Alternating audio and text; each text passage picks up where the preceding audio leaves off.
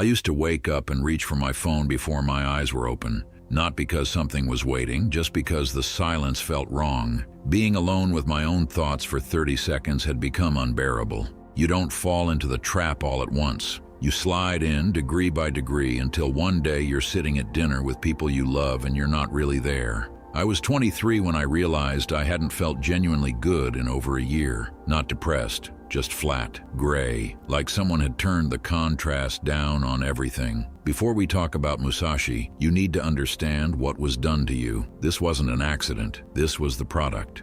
In the 1960s, casino designers discovered that unpredictable rewards kept people at the slot machine far longer than consistent ones. The brain doesn't get excited by certainty. It gets addicted to maybe. 40 years later, Silicon Valley built the same mechanism into your pocket. The red notification dot was deliberately colored red because it triggers urgency in the nervous system. The infinite scroll removed the natural stopping point a page break gives you. These are not conveniences, they are traps. Chronic overstimulation causes dopamine receptor downregulation. Your brain reduces its own sensitivity to protect itself. Fewer receptors, lower baseline. More input to feel anything, more input causes further reduction. Nothing tastes as good as it used to. You achieve something real and the satisfaction lasts maybe an hour before the emptiness crawls back. That emptiness is not a character flaw.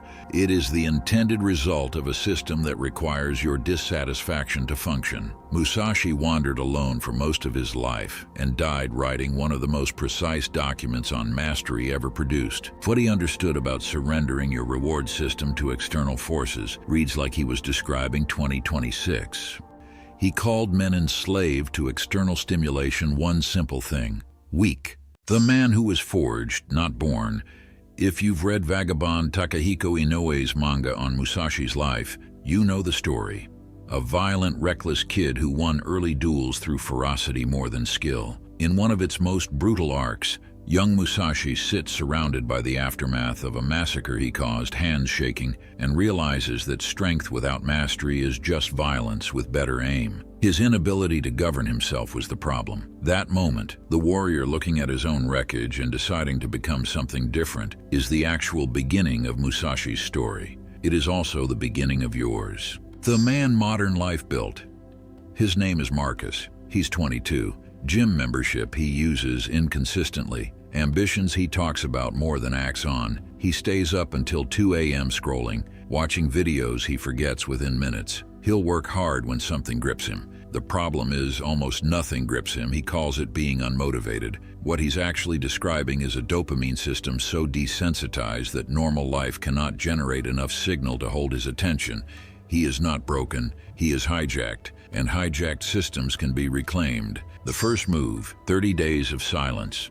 Musashi wrote, "The way is in the training, not in the understanding, in the doing. Remove every super-stimulating pleasure source for 30 days. No social media, no streaming, no pornography, no alcohol, sugar, or video games. Plain food, water, work, training, sleep." I did this at 24. Week 1 is withdrawal, genuine and ugly, anxious for no reason you can name, reaching for your phone by muscle memory before you realize it. Week 2 is worse, everything goes flat, you feel nothing. This is when most men quit. It is working. This is what working looks like. Week 3, something comes back. I was eating plain rice on a Thursday when I actually tasted it. Subtle sweetness, real texture. I'd eaten rice 1,000 times and never tasted it. My receptors, starved of overstimulation, had started upregulating. By week 4, morning light through a window felt like something. A hard training session felt like something. Not because the world changed, because my brain's ability to receive it had been restored.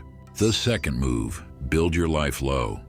After the reset, the trap is returning to exactly what you left. Most men do. Your dopamine system has a threshold. The higher your regular inputs, the higher it climbs. Set it high enough and almost nothing in ordinary life clears it. But a man who lives simply has a threshold low enough that the world is full of things that do.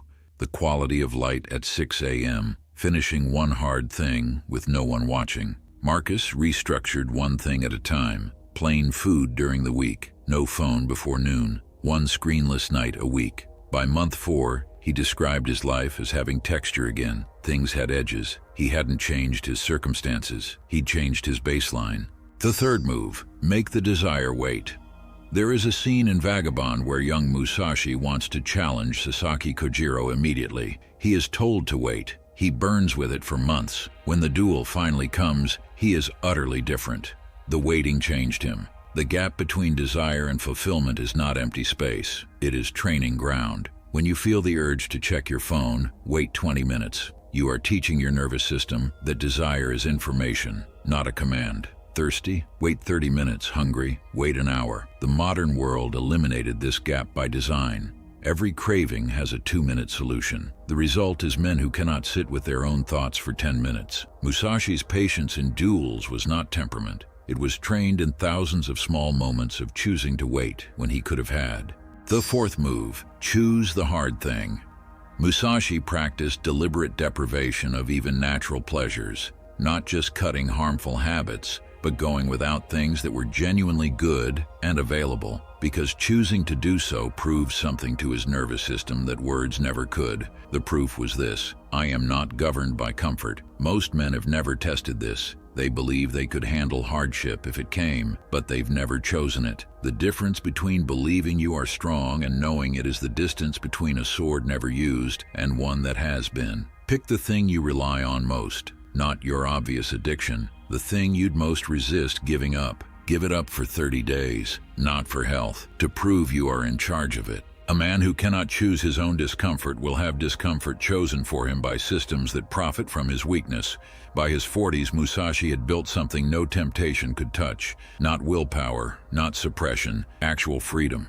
His dopamine system was calibrated to find real pleasure in simple things, so intense pleasures offered nothing. His ordinary life wasn't already providing. Marcus, at 23, said it plainly. I used to feel like I was watching my life happen to someone else. Now I'm in it. I failed my first reset at 2 weeks, failed again at 3. Third time I finished it, and the texture slowly came back. There is no dramatic moment, just a Tuesday when something tastes good again. Musashi wrote as he was dying, think lightly of yourself and deeply of the world. A man feeding a constant hunger cannot think deeply about anything. The question isn't whether you can do this, it's whether you're tired enough of feeling nothing to start. What is the one dopamine source you know is running you right now? Write it in the comments. Naming it is the first move. Thank you for watching. If you want more raw, uncut wisdom, join my free newsletter. And if you want to see more videos, make sure you hit the like and subscribe button.